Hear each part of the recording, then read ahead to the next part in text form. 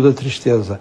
Há imensos aspectos ligados à somatização, enfim, daquilo que é o stress e as variações emocionais da vida moderna que funcionam bem com antidepressivos e psicoterapias e relaxamento. E, naturalmente, diminuição do stress e aumento da capacidade de fazer face ao stress, etc. Também nós sabemos, por exemplo, nas patologias ansiosas, que foi mostrado há pouco tempo pelo Coordenador Nacional do Plano de Saúde Mental, num inquérito que foi apresentado, que ainda não está totalmente, enfim, os dados não são completamente públicos, mas naquilo que eu pude ver nos jornais, suponho que são cerca de 16,tal% de portugueses que padecem ou que, pelo menos, se queixam de patologias ansiosas. E nós sabemos também, nas patologias ansiosas, nós podemos usar, não exclusivamente, mas como facilitadores do reencaminhamento, do restabelecimento do equilíbrio psicológico e físico, os antidepressivos. Ou seja, na dor, por exemplo, na dor, já dos velhos tempos, já dos antigos antidepressivos se utilizavam na dor. Ou seja, é um tipo de medicação que não é exatamente a mesma que nós usamos, por exemplo, na esquizofrenia, nas doenças graves psicóticas, que é muito mais restrita. Agora, mas também não é esse tipo de medicamento a que a Ministra da Saúde se refere, não é esses medicamentos para essas doenças, para essas patologias muito graves. Sim, refere-se mais aos antidepressivos. Bom, mas os antidepressivos, efetivamente... De última geração, nomeadamente, os Prozacs e todos os outros. O Prozac já é velho. Não, também é verdade, já há outros mais recentes. Mas eu penso que não será por aí. E, por outro lado, também, mal vai um sistema de saúde que tem que andar a disciplinar por aí. Nessa altura é melhor formarmos melhor, se era o caso disso, formar melhor as pessoas que prescrevem. E nós, a nível da psiquiatria, como sabe, nos últimos anos já temos uma formação que leva a 5 anos de internato, o que é bastante. O que permite já um conhecimento quer das técnicas somáticas, quer das técnicas psicológicas e sociais. Sr. Professor, estávamos aqui a falar numa questão, obviamente que os psiquiatras também fazem psicoterapia, mas muitas vezes por questões de falta de dinheiro e de falta de tempo, limitam-se a prescrever de 6 em 6 meses uma medicação que muitas vezes só termina com a morte. Isso é verdadeiro ou não? Eu lembro, se me permite, vou-me lembrar de um dito de um dos grandes professores de psiquiatria de Portugal, talvez a pessoa mais bem informada e formada na área do conhecimento psiquiátrico, que foi o professor Barona Fernandes, professor em Lisboa, que quando apareceu o movimento antipsiquiátrico, e como sabe, esse movimento informa muito das políticas que se espalharam, enfim, depois na Europa e na América, dizia assim em relação à antipsiquiatria. Ele gaguejava um bocadinho. Eu também sou anti-má psiquiatria.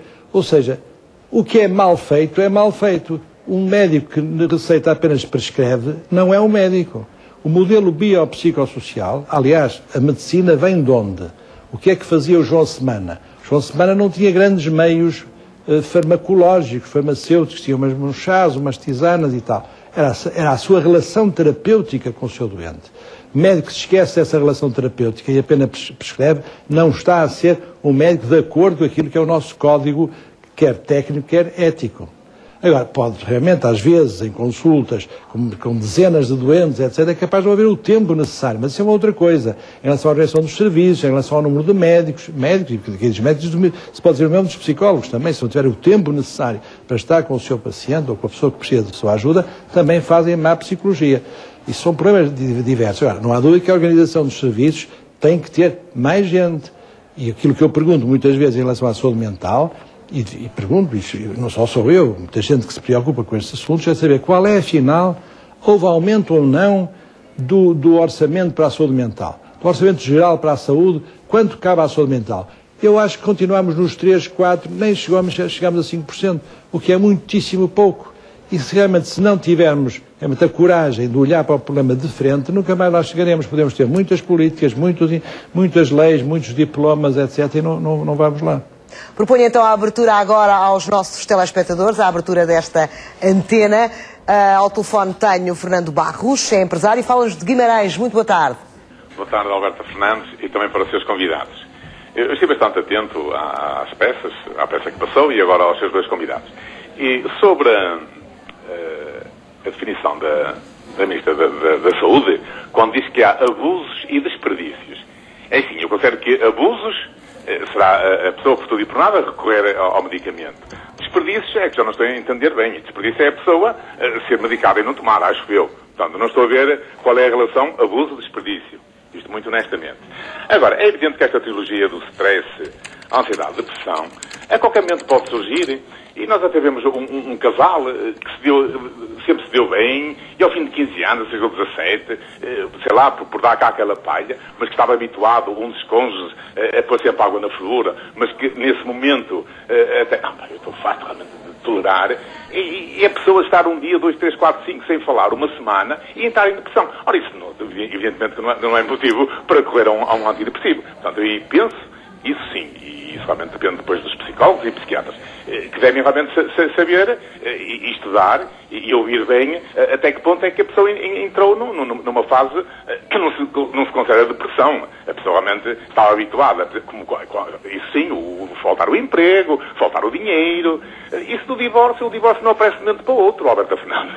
Isso do divórcio, certeza que demora meses até aparecer. A pessoa... E é um grande drama, mas é um drama normal na vida, infelizmente, e é preciso também saber reagir e viver com os momentos naturais de tristeza na vida, algo que também é difícil hoje em dia entender, não é? Não podemos estar sempre felizes. Estes medicamentos também são, às vezes, considerados as pílulas da felicidade para conseguirmos passar um bocadinho incólumes à tristeza natural e normal. Fernando, peço-te para concluir, temos mais pessoas em linha. Então qual é pior? Morrermos o cônjuge, o pai, um filho, de um minuto para o outro, no espaço de uma hora, 1 minuto, 15 minutos, ou realmente um divórcio, ou falta de dinheiro? Portanto, é assim, a pessoa que tem de ter um espírito bastante forte e emocionalmente não ser débil. Isto é a minha opinião. Mas isso já temos que cada um de nós saber estar preparado, porque realmente quando a gente começa a ter a nossa autodeterminação, a nossa forma de pensar, para realmente por tudo e por nada, não recuarmos realmente aos antidepressivos. Isto é a minha opinião. Muito boa tarde, até sempre. Boa tarde, obrigada, Fernando. De Beja fala-nos António Garrido. Boa tarde, qual é a sua opinião sobre o nosso tema desta tarde? Muito boa tarde, minha senhora, e muito boa tarde também aos senhores dos seus convidados. Olha, a minha opinião, concordo com o senhor Dr. Antena Rio, mas também vejo que também deve haver um problema genético. Também deve haver um problema genético. O quê? Na tendência para a depressão, é isso que me está a dizer? Sim. Exatamente. Olha, por exemplo, vou dar um exemplo. Aqui no Baixo Alentejo, ali na região de Odmira, Saboia, Navarredonda, talvez, o doutor sabe disso melhor do que eu, que sou um leigo na matéria, eu só ouço e leio, mas não tenho conhecimentos científicos. Que deve ser das zonas do país onde há mais suicídios. Já foi alvo até de estudos essa zona do Alentejo? Do isolamento. Aquilo deve ser do isolamento. Mas temos aqui dois médicos. Irei perguntar-lhes de seguida esta sua questão, que é pertinente, mas gostava também de ouvir mais pessoas nesta antena. Ao telefone de Palmela tenho Joaquim Oliveira, tem 56 anos e é advogado. Muito boa tarde. Qual é a sua opinião sobre a pergunta desta tarde? Consomem-se ou não antidepressivos demais? Bom, em primeiro lugar, uma boa tarde a si, ao painel, que já faz algum tempo que efetivamente não tinha a oportunidade de participar. Eu quero dizer o seguinte: vem mesmo a propósito na situação macroeconómica em que temos, em que estamos passando, é o seguinte: não é só os antidepressivos. Os portugueses consomem tudo demais. Porque, efetivamente, quer dizer, nós temos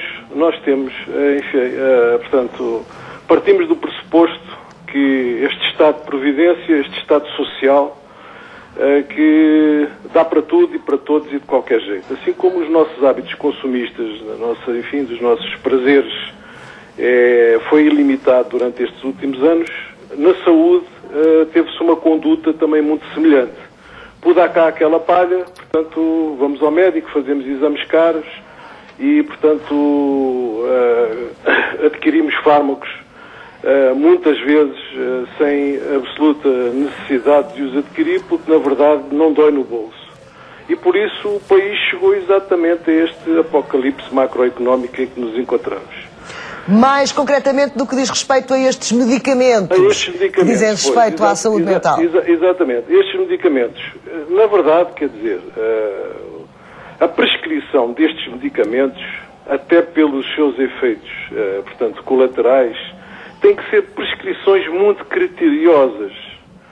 E, na verdade, quer dizer, não há por parte dos médicos, principalmente do Sistema Nacional de Saúde, que também, portanto, atendem mais ou menos a despachar, não há efetivamente, portanto, uma análise muito crítica da situação. O paciente chega, ele tem pouco tempo para atender, mais ou menos, e efetivamente quase que o paciente induz o médico àquilo que precisa.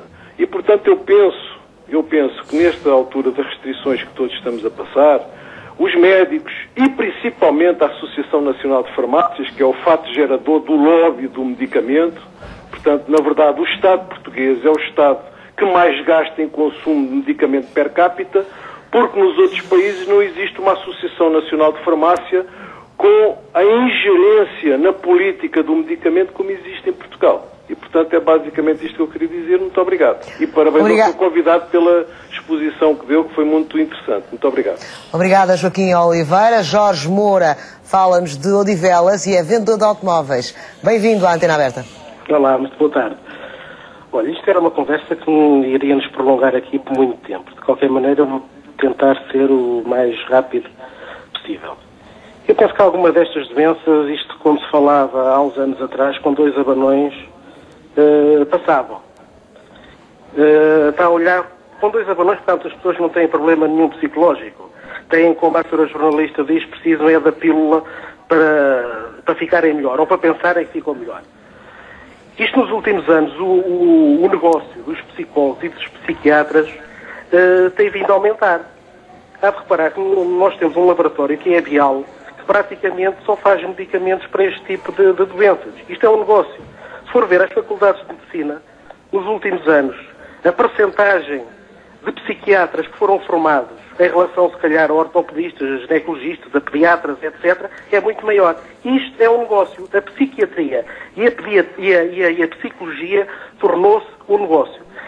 Em relação ao que um telespectador telefonou para aí, de Beja, que há muitos divórcios, é verdade, mas não podemos associar isso à pobreza, porque, tal como os seus convidados sabem, na Europa, os países nórdicos são a zona onde há mais suicídios na Europa e, no entanto, com certeza que não é por viverem mal. E também, vamos lá ver, o outono. O outono, a gente não vive em Inglaterra, então quer dizer, se a gente suicidasse aqui muito por termos o outono, até os ingleses que passam a vida a chover tinham um suicídio muito maior que o nosso. O desemprego.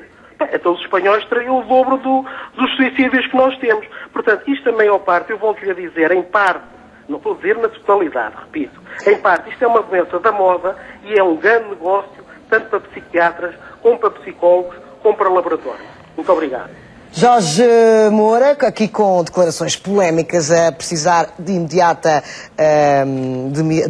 contradição pelo psicólogo que está aqui nesta mesa e também pelo psiquiatra que está no Porto.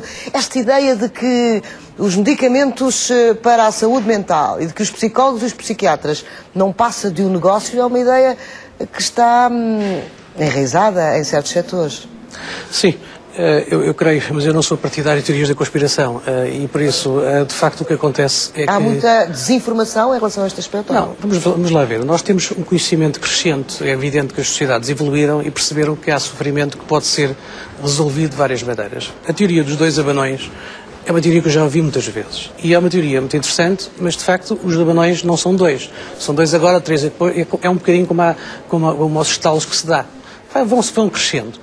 E não me parece que nós queiramos as sequelas disso, os resultados disso, muitas vezes. E por isso, pensar que as coisas se resolvem com 2 abanões, ou que não há razões para estas coisas, é um bocadinho estranho. Na medida em que a coisa é um pouco mais complexa e é multifacetada. É evidente que cada um dos elementos, por si próprio, pode não ser uma causa. Mas nós temos capacidade para hoje discernir esses aspectos e intervir. E isso é que é extremamente importante. E por isso, quando estava a falar aqui, eu estava a pegar agora nos comentários dos seus outros convidados, quando estava a falar aqui de problemas